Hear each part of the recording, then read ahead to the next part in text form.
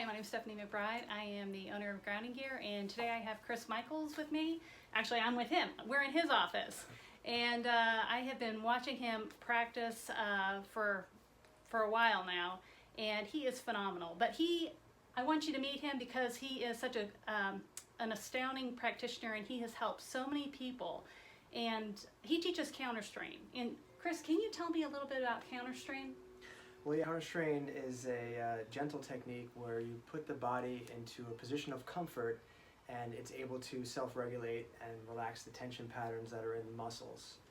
That's the basics of it. There's a lot of science that's behind it, but the concept of a muscle that is protecting and guarding, that doesn't respond to stretching, is what really responds really great to counterstrain, because if you go the opposite way and shorten something, it's going to give ease to a muscle, and it's going to allow at the spinal cord level for relaxation to happen.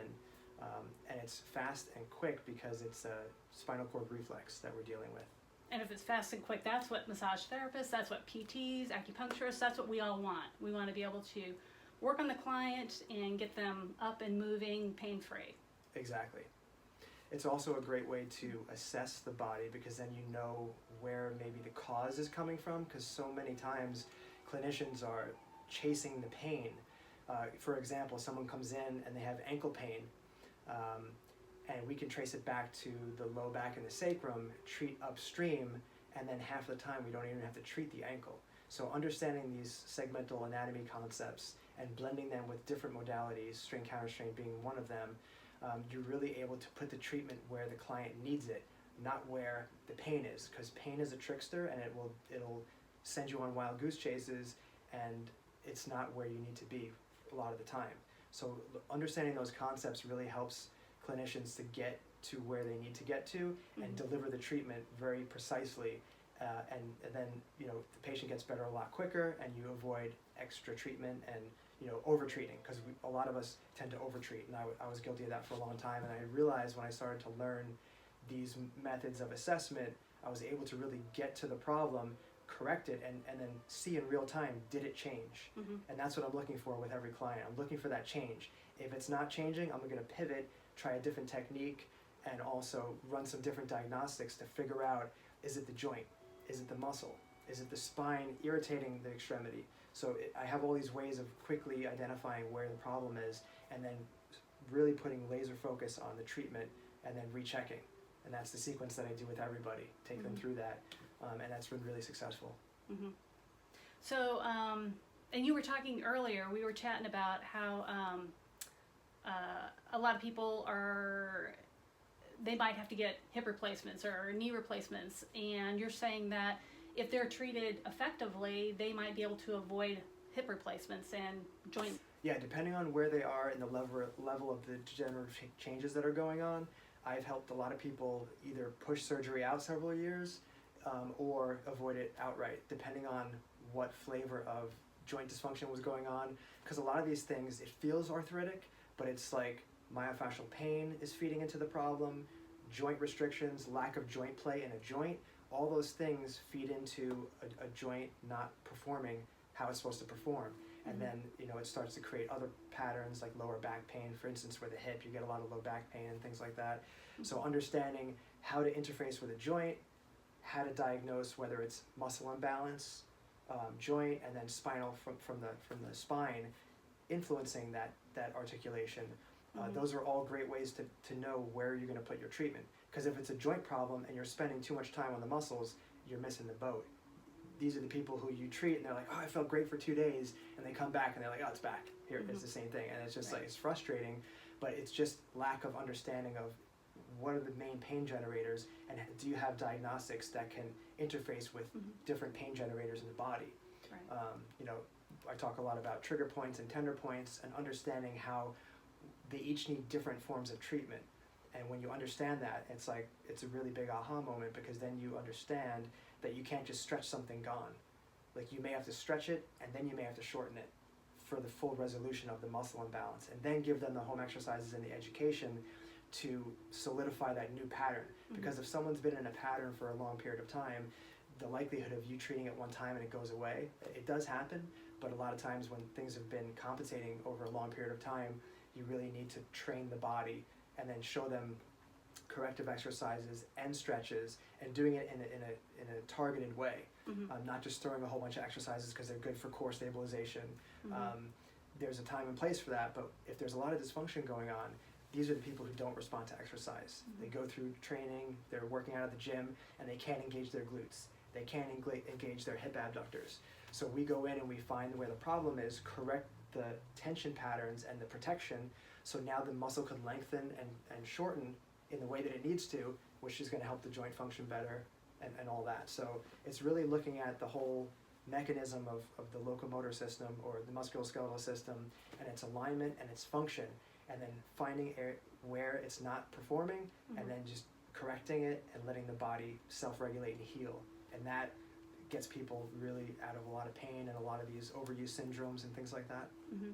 So for an LMT, would this be a good class to take? Yes. LMTs would benefit greatly from this, especially on the assessment and those skills. And also, I found a lot of LMTs, they lack the segmental anatomy understanding and the surface palpation. They're great with muscles. They could find a knot in the upper trapezius, no problem. They could tell you where the muscle attaches, but when you say, "Can you put your finger on T7?"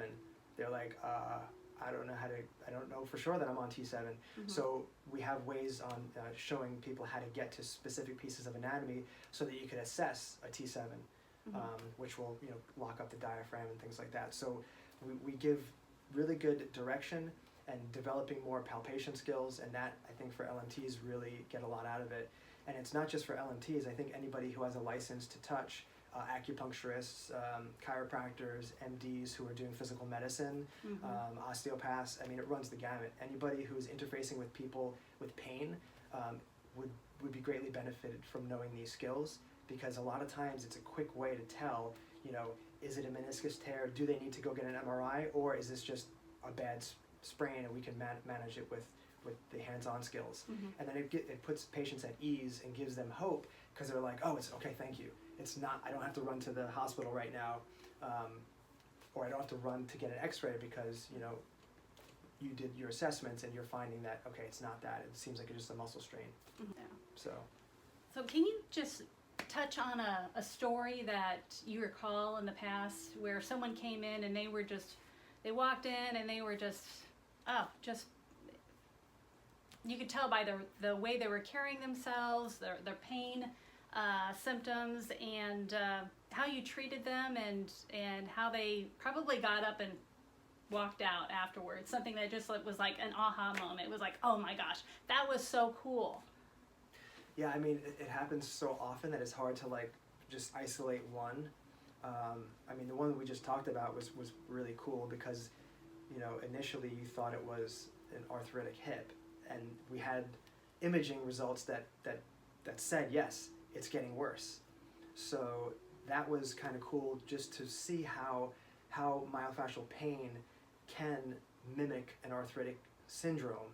And then all of a sudden the person is frustrated because they're getting ready to go on a trip or something, and they're like, I need to walk, and my leg is not doing it, and I'm hobbling around, and it's almost like, should we cancel the trip? So to take somebody from a state of frustration and anxiety about we should cancel this trip, but then we're losing all this money because we already put money down on it. It's to give somebody hope of oh, okay, this is not it's not this big bad thing that's gonna prevent me from enjoying the trip. And then to give them the tools and lift them up out of that is really rewarding. Yeah, it was great to see you offer all those exercises and stretches to help her if she needed to make those adjustments. So yeah, and I think it's important to empower our clients, because a lot of people, the therapy is done to them instead of done with them. And I think I'm really trying to move into that place of how do we work together in partnership for healing, so that we're not just okay, get on the table, let me fix you. Let's co-create this thing and figure out what's going on, and then through my expertise I can guide them to targeted exercises instead of just throwing a whole bunch of stuff to oh, you have knee pain, oh, you're going to stretch your quads.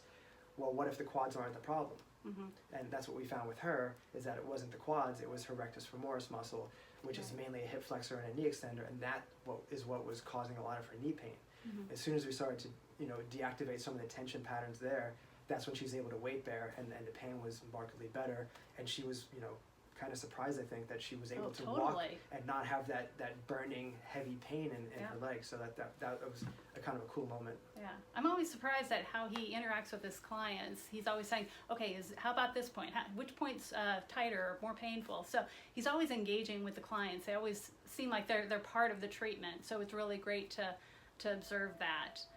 Anything else you want to share that maybe we haven't touched on yet? Well, we're teaching a class yes. in October. How could I forget that? October 4, 5, and 6 Yes. at Rose Villa Senior Living. Yep. We have 12 spots, and we're going to fill up the space, and we'd love to have you join us for learning how to have better assessment skills, and then learning strain counterstrain and understanding how to work with certain, mainly the spine and the ribs. That's the focus is going to be for that class. So if you're interested, we'll have a link that you can connect with, and we'd love to have you. Thank you. Yeah.